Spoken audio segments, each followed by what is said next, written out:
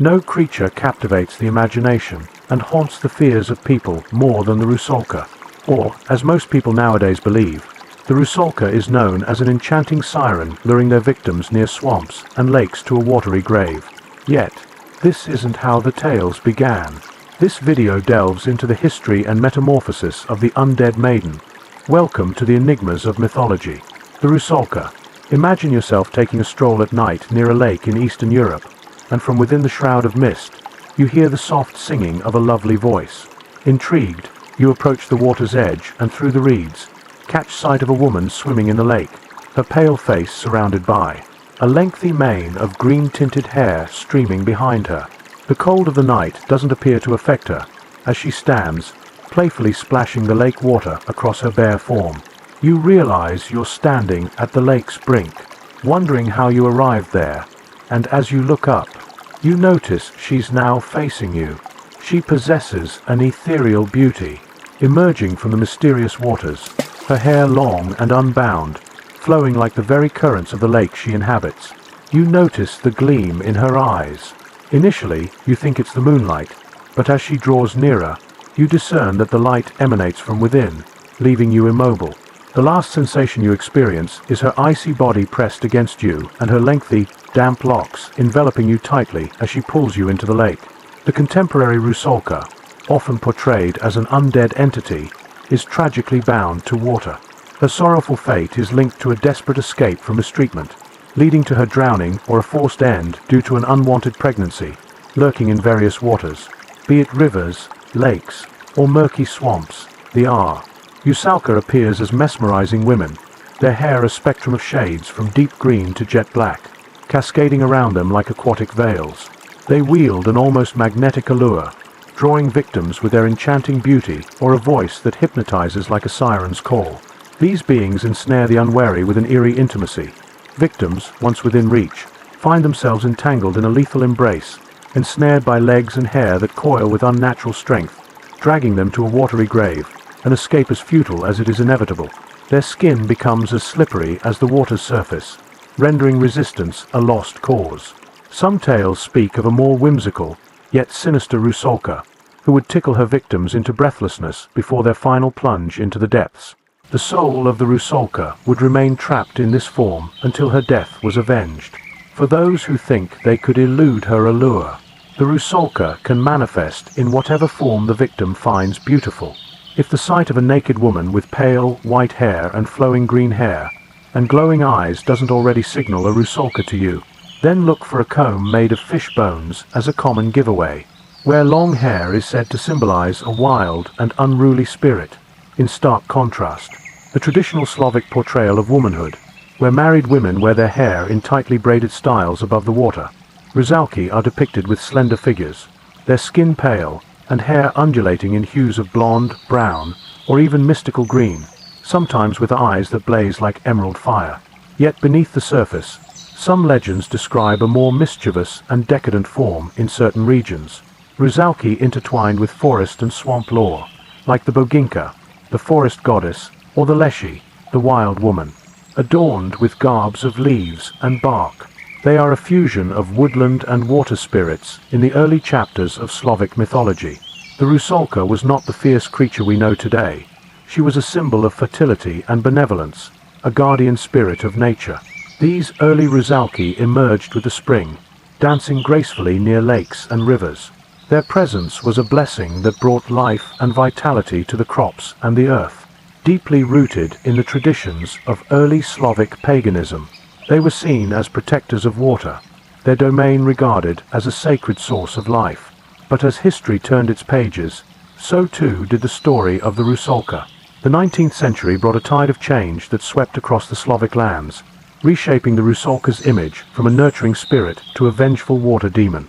This dramatic shift was influenced by a confluence of cultural, social, and religious changes. The spread of Christianity played a crucial role in this transformation, as the new religion took root, often casting pagan deities in a sinister light. The Rusalka, once a revered nature spirit, became a symbol of paganism's darkness, aligning with Christian concepts of evil and the ungodly. This era also saw a shift in gender perceptions. where patriarchal views often cast women as submissive or dangerously cunning. This changing perception seeped into the mythology, warping the image of the Rusalka from an independent guardian to a vengeful victim wronged by male betrayal. The cultural landscape of the time, enamored with Romanticism and the Gothic revival, also played its part. The era's fascination with dark supernatural themes recast the Rusalka as a figure of terror and mystery, a perfect fit for Gothic tales of ghosts and vampires. Influential literary works like E. Alexander Pushkin's The Drowned Maiden further cemented the Rusalka's vengeful portrayal. These stories resonated deeply, transforming her into a symbol of tragedy and revenge, a stark contrast to her earlier life-affirming image. In this cultural upheaval, the Rusalka became a vessel for the era's anxieties and fears, the reflection of societal unrest, the mysteries of nature, and the complexities of human emotion. However, this transformation wasn't universal. In some corners of the Slavic world, the Rusalka's earlier gentler nature persisted in folk traditions, but largely, the 19th century marked a pivotal moment, redefining these water maidens from symbols of fertility and nature to embodiments of danger and vengeance in popular culture. The tale of the Rusalka has been vividly reimagined, most notably in Antonín Dvořák's opera Rusalka. This opera, a jewel of Czech national music, tells a poignant and enchanting story deeply rooted in Slavic folklore, yet positively in its themes. The opera unfolds the tragic tale of Rusalka, a water nymph, who falls deeply in love with a human prince, longing to become human to be with him.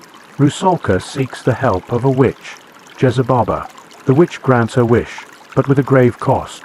Once transformed, Rusalka will lose the ability to speak, and if her love is not reciprocated, both she and the prince will be damned.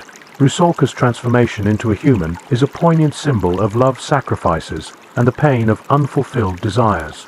Her silent presence captivates the prince, but their happiness is short-lived. Misunderstandings and the prince's infidelity lead to a tragic conclusion. The prince, realizing his mistake too late, seeks Rusalka's forgiveness, but the curse's resolution is as heartbreaking as the love story itself. With a kiss, Rusalka dooms the prince to death. The prince's infidelity had broken the witch's terms of true love, and with the prince dead, Rusalka returns to her form as a water nymph, forever mourning the loss of her forbidden love. In literature, Catherine Ard's The Bear and the Nightingale weaves the Rusalka into a story of Russian folklore. The Rusalka is portrayed not just as a fiercer entity, but as a complex character, embodying the mistaken danger of the wild in Slavic culture.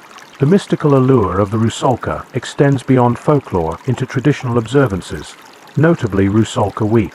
Celebrated in early June, this week-long festival is rooted in ancient rituals intended to appease the Rusalki. But why did the Rusalki exist? And what do they mean beyond mythical figures?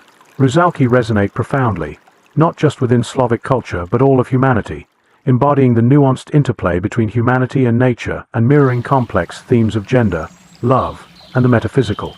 The Rusalka can be said to embody the duality of womanhood, the nurturing and the vengeful, the life-giver and the destroyer. On one hand, the Rusalka is often depicted as a natural spirit and a symbol of fertility and the life-giving force of nature. Yet, on the other, she manifests the darker, more destructive side of the natural world. And woman scorned, Rusalka tales are closely tied to themes of love, desire, and betrayal. They can be seen as metaphors for the complicated world of emotions and choices. These stories often spin tales of tragic love, unspoken yearnings, and the deep sadness of love that's lost. They warn us about the dangers of giving in too much to our passions and the fallout from breaking society's rules. The charm of the Rusalka becomes a symbol of how enticing yet risky love and desire can be. It shows us the delicate balance between feeling powerful and being vulnerable in matters of the heart.